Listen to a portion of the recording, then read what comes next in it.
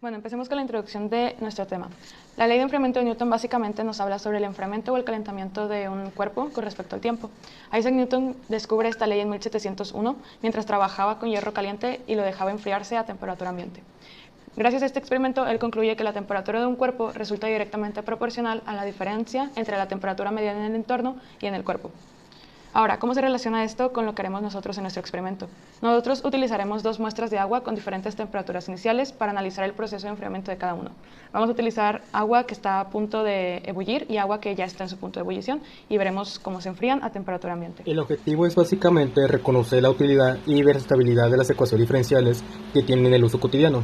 Uno de los ejemplos más recientes lo encontramos hace un par de años, cuando se intentó predecir mediante el uso de ecuaciones diferenciales cuándo se doblegaría la curva de infectados durante la pandemia provocada por el COVID-19. Las ecuaciones diferenciales también pueden describir cómo cambian las poblaciones, cómo se transfiere el calor y a su vez cómo se desintegra el material radioactivo, entre otras. Nosotros nos enfocaremos en el aspecto de la transferencia de calor para la compresión y desarrollo de la ley. En el primer experimento se calentó el agua a ebullición y después se preparó con una cucharada y media de café. Luego se registró la temperatura ambiental con un termómetro y posterior a esto se tomó la temperatura inicial de la solución en 3 ocasiones con intervalo de 30 segundos. Después de 10 minutos se volvió a registrar la temperatura en 3 ocasiones de igual forma con intervalos de 30 segundos. Pasado 30 minutos se tomó por última vez la temperatura con el fin de compararlas con los resultados obtenidos con las ecuaciones propuestas. Por último, se repitió el experimento con el fin de tomar un promedio y tener resultados más precisos. Vamos a hablar de la metodología del experimento 2. En este experimento se utilizó una temperatura inicial inferior al punto de ebullición del agua. Primero se calentó el agua sin llegar a su punto de ebullición. Después de esto, el café se preparó con una cucharada y media del mismo café que utilizamos anteriormente. Después, la temperatura ambiental se tomó con el termómetro para tomarlo como un dato inicial. Y luego se fue tomando la temperatura inicial de la solución y fueron registradas en 3 ocasiones por intervalos de 30 segundos. Después de 10 minutos se tomaron las temperaturas de igual manera que el paso 4. Después, en 30 minutos se volvieron a tomar la temperatura de la misma manera para compararla con los resultados obtenidos por las ecuaciones propuestas. Se repitió el experimento con el fin de tomar un promedio y tener resultados más precisos. A continuación vamos a analizar los resultados. A continuación podemos ver la tabla 1 y 2, donde en la tabla 1 se encuentran los resultados del experimento de café con temperatura inicial superior, cercana a su temperatura de ebullición. Y en la tabla 2 tenemos los resultados del experimento con una temperatura inicial inferior, donde tenemos, en la segunda fila, en T0, podemos observar las temperaturas iniciales de cada uno de los experimentos en cada una de sus reproducciones. También podemos ver en las columnas que tenemos la reproducción 1 y la reproducción 2, que como se mencionó en la metodología, se refiere a que realizamos el experimento 2 veces, en 2 ocasiones, tanto en el experimento 1 como en el experimento 2.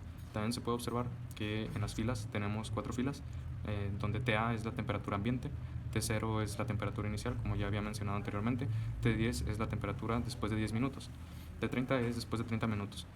Para el modelo solo utilizamos la temperatura ambiental, temperatura inicial y temperatura después de 10 minutos.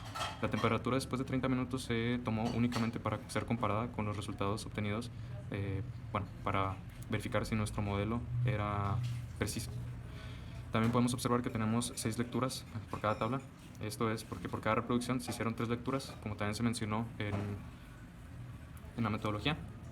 Cada lectura, lectura 1 se realizó 30 segundos antes del tiempo 0, por así decirlo.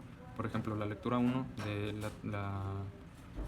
la temperatura inicial se tomó en tiempo 0, donde fue 91 grados para la reproducción 1 de la tabla 1. La lectura 2 se tomó 30 segundos después y la lectura 3 se tomó 1 minuto y medio después. Igual con las demás temperaturas. Esto para obtener un resultado más preciso. A continuación se desarrollaron nuestros modelos teóricos considerando la ley de enfriamiento de Newton y se plantearon dos ecuaciones, una para cada experimento realizado, ecuaciones a las cuales denominaremos X y Y, con el promedio de las lecturas tabuladas con el fin de predecir la temperatura después de 30 minutos. Para nuestras ecuaciones se despejó nuestra constante K para obtener su respectivo valor, la cual ya se encuentra sustituida en nuestras ecuaciones que se encuentran en nuestra diapositiva, los cuales se pueden encontrar en nuestra exponencial, que para nuestra primera ecuación sería menos 0.030 y para nuestra segunda ecuación sería menos 0.020. Una vez calculado el valor de K, se puede calcular nuestra temperatura para después de 30 minutos. Y continuando, tenemos nuestra comparación entre nuestros modelos teóricos de los valores esperados de nuestra temperatura con respecto al tiempo. Tenemos en nuestro eje X nuestro tiempo expresado en minutos y nuestro eje Y a nuestra temperatura expresado en grados centígrados. En este gráfico se puede observar que nuestro segundo experimento, que está señalado con una línea azul, se requiere una cantidad de tiempo ligeramente mayor para ser similar a nuestra temperatura ambiente, que es a lo que va a atender nuestros dos experimentos. Es para lo que va también, además, va a tender para hacer un equilibrio térmico. Por otra parte, nuestro primer experimento, el cual es señalado con una línea verde, a pesar de tener una temperatura inicial mayor que nuestro segundo experimento, se acerca más rápido a la temperatura ambiente a la que se realizan ambas pruebas. Lo anterior tiene sentido y lógica de acuerdo a lo planteado con la ley de enfriamiento de Newton, que dice lo siguiente: la temperatura de un cuerpo resulta directamente proporcional a la diferencia entre la temperatura medida en el entorno y el cuerpo, por lo cual, entre mayor sea la temperatura inicial de un objeto, mayor será su tasa de enfriamiento. O dicho con palabras más coloquiales, más rápido regresará a la temperatura del sistema. Muy bien, a continuación tenemos un gráfico en el que se comparan los valores obtenidos experimentalmente del experimento 1 contra los valores obtenidos mediante el modelo teórico que construimos. En este caso, en el gráfico, la línea azul representa los valores experimentales, mientras que la línea naranja representa a los valores del modelo teórico. El rango de tiempo evaluado fue de 0 a 30 minutos y el porcentaje de error calculado entre ambos valores, tanto los teóricos como los experimentales, fue del 7.2944%. Y como se puede observar, los valores experimentales fueron ligeramente mayores a los esperados por el modelo teórico. Lo anterior se atribuye principalmente a que las instalaciones en las que se desarrolló el experimento no estaban ni herméticamente cerradas ni aisladas térmicamente, lo que pudo ocasionar que entrara alguna corriente de aire o que la temperatura ambiente cambiara ligeramente, lo cual a su vez causaría que se obtuvieran valores experimentales ligeramente mayores a los que esperaríamos, tal como se muestra en la gráfica. Y ahora presentamos la gráfica en la que se comparan los valores del experimento 2, obtenidos experimentalmente, contra los del modelo teórico. Al igual que en el experimento 1, el rango de tiempo evaluado fue de 0 a 30 minutos. Y en este caso, la línea verde representa a los valores experimentales, mientras que la línea azul representa los valores del modelo teórico. Y nuestro porcentaje de error calculado en esta ocasión fue mucho menor, ya fue del 2.8049%. Y como se puede observar, al igual que en el experimento 1, los valores experimentales fueron ligeramente mayores a los del modelo teórico. Esto, otra vez, se atribuye a que las instalaciones no estaban ni herméticamente cerradas ni aisladas térmicamente.